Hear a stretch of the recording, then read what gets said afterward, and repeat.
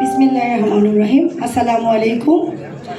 দোয়া করি সবাই ভালো আছেন, তো আশাও করি যে সবাই ভালো আছেন। তো এই সুন্দর একটি অনুষ্ঠানে আমাকে বিশেষ অতিথি করায় আমি সবার কাছে স্বপন ভাইয়ের জন্য দীর্ঘায়ু কামনা করব। আজ তার জন্মদিন এবং আমারও আজকে জন্মদিন। তো আমি সবসময় আমার জন্মদিনের সময় এই দিনটা আমি এতিম বাচ্চাদের নিয়ে কাটাই। আমার একটা ফাউন্ডেশন আছে, সেটা হচ্ছে আপনার ক্যান্সার রোগী থেকে শুরু করে যাদের গরিব মেয়ে বিয়ে দিতে পারে না তাদের জন্য আমি কাজ করে থাকি।